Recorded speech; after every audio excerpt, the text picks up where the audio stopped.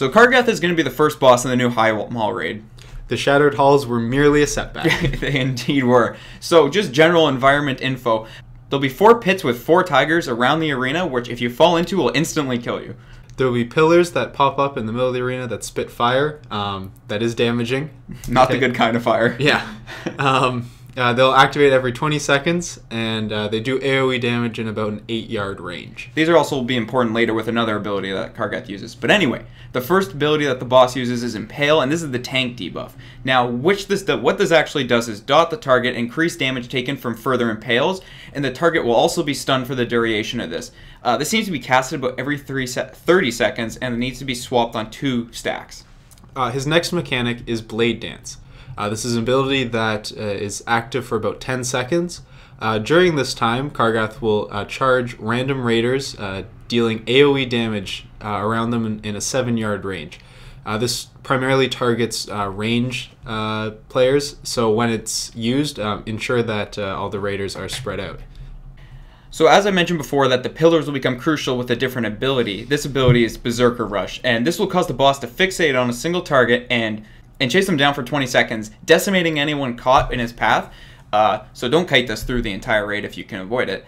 The boss will progressively move faster, so when he will eventually catch the target, and this is what you actually need the fire pillars for. You kite Kargath into one of the fire pillars, and he'll throw a little bit of a tantrum, and he'll stop chasing you, and the pillar will despawn.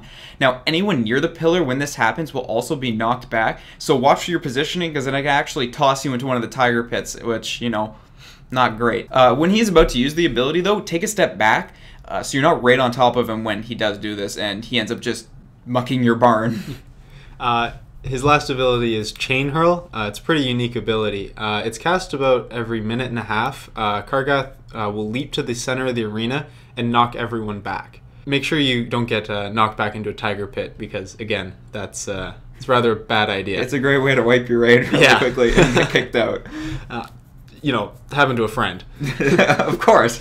We've never actually seen what these pits do. So anyway, after he knocks everyone back, he'll then grab the 5 closest players and spin them in the air like a lasso. Spin your partner round and round. After a couple of seconds, he will throw those 5 players into the stands where they have to fight adds that will be throwing things down into the arena during the fight, like AoE slime piles that deal poison damage. Garbage, bottles of urine. Yeah, things like that. So, because he picks the 5 closest players, you're able to tailor your group to effectively clear the adds.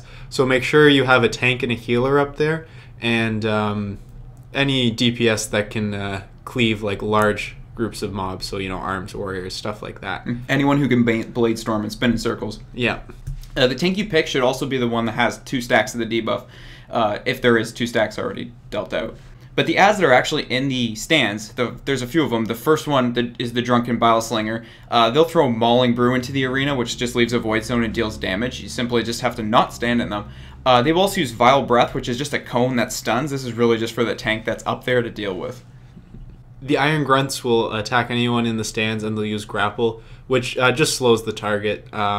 It's more of just a piss off thing. Yeah, they don't really do much damage. Yeah, it's really just to annoy you.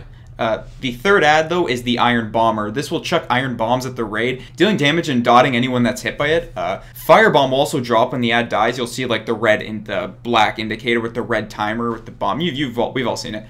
So move away from these because they actually do a ton of damage.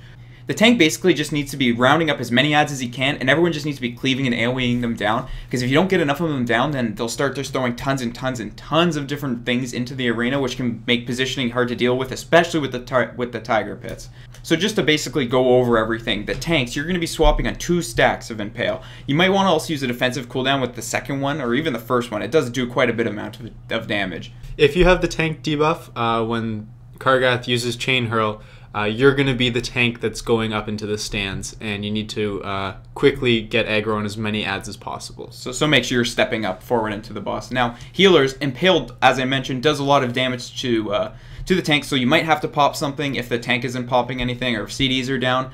You know, Nature's Swiftness, that kind of stuff. During Kargath's Blade Dance ability, he'll be doing AoE damage to probably a large part of the raid. So just be ready to use your AoE heals in that situation. Going back to the stands, if you are the healer in the stands, then the damage can get pretty unpredictable and ridiculous. So just be ready to lay it down and maybe pop a CD or two. For this fight for the DPS, it's really, some fights are gear checks. This is more positioning and awareness. Range should definitely be spread out throughout the fight, though. There's no reason to be clumped. Now, as for everyone, as mentioned before, watch out for the tiger pits and the knockback from the fire pillar and the chain hurl. Positioning is really key to success during the fight. Remember that during Beserker's Rush, take a step back and kite the boss through the fire pillar if he targets you. Everyone should be staying away from the boss anyway, so don't worry too much about it. If you're going into the stands, remember that you need to step up, everyone else should be stepping back. And don't stand in the piss jugs that are being chucked in from the stands. But really, that's all you need to know to take Kargath's good hand. Good luck, adventurer.